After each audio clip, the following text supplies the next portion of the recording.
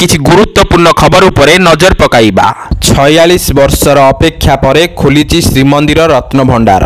रविवार दिन उभय बाहर रत्नभंडार सहित भितर रत्नभंडार खोला जाइछि। प्रथमे भितर रत्नभंडार ताला खोलिला नाही, तेणु भितर रत्नभंडारर 3टी ताला भांगी एहाकु खोला जाइछि। एठारे थिबा अलंकार को परे स्थानांतरित करा जिवो।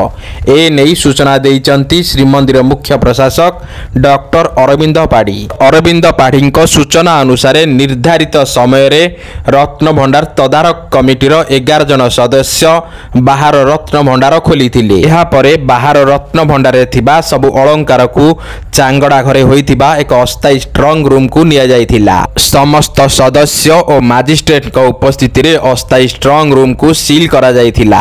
तापरे अधिकृत व्यक्ति माने भितर रत्नभंडार पाखकु जाइथिले। तेबे चाबी द्वारा भितर रत्नभंडार खोलिबा पई उद्यम करा जाइथिले मध्य एहा संभव होई नथिला। तेणु एसओपी अनुसार मजिस्ट्रेट उपस्थिति रे 3टी जाक ताला भंगा जाइथिला।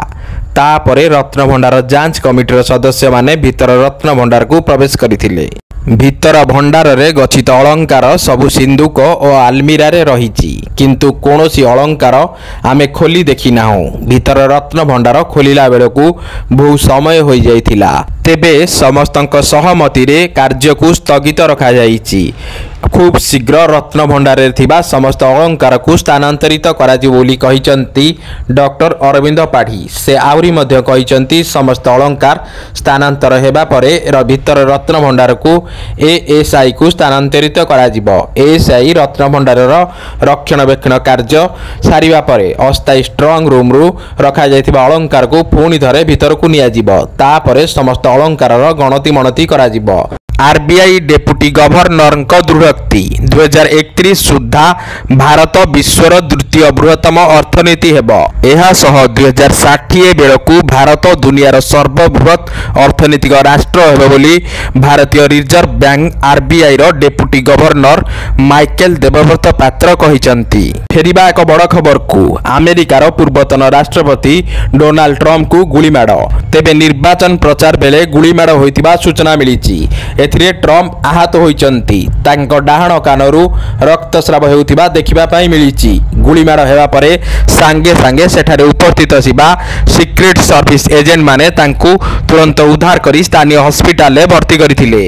लक्ष्मी बस परे उम्फेड क्षीर पैकेट रो रंग बदलिछि। गेरुआ रंग रे सजई होइछि उम्फेड पैकेट, जहाकु नेई एक्स रे चर्चा लागी रहिछि। नुआ बीजेपी सरकार आसीबा परे तांको परिवर्तित रंग नेई अभियोग होइछि। राजधानी रे शनिवार विभिन्न बूथ रे एही गेरुआ रंगर उम्फेड क्षीर बिक्री हेउथिबा देखिबा पई मिलिछि। शनिवार परीक्षामूलक भावे 1000 पैकेट क्षीर बाजार को छड़ा जाइछि। सेपटे उम्फेड रो जने वरिष्ठ अधिकारी कहिसंती नुआ क्षीर पैकेट खूब शीघ्र लॉन्च हेबो। एही क्षीर पैकेटर रंग गेरुआ रखा जाइछि।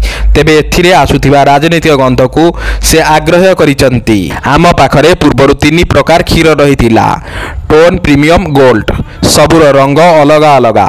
एथर हाई फैट क्षीर मार्केट को आसीबो। तेणु प्राय अन्य राज्य रे हाई फैट क्षीर साधारणतः गेरुआ रंग रे बिक्री होइतिबारु एहार रंग को गेरुआ रखा जाइछि। आसंता 2 दिन राज्य रे अति प्रबल वर्षा सांगकु वज्रपात, बिजुली और घड़घड़ी हेबा नै येलो अलर्ट जारी करिछि आंचलिक पाणीपाग विभाग केन्द्र। सेपटे चिंता बढ़ाइलाणी मिलित जातिसंघर रिपोर्ट।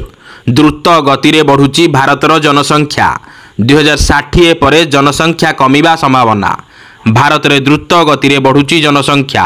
एक रिपोर्ट अनुसार 2060 सुधा भारतर जनसंख्या 1.7 बिलियन होई पारे बोली रिपोर्ट रे कुहा जाउछि। एहा सह रिपोर्ट रे कुहा जाइछि जे शताब्दीर शेष सुधा भारतर जनसंख्या कमिले भी भारत विश्वर सबुठारु जनबहुल देश होई रहिबो।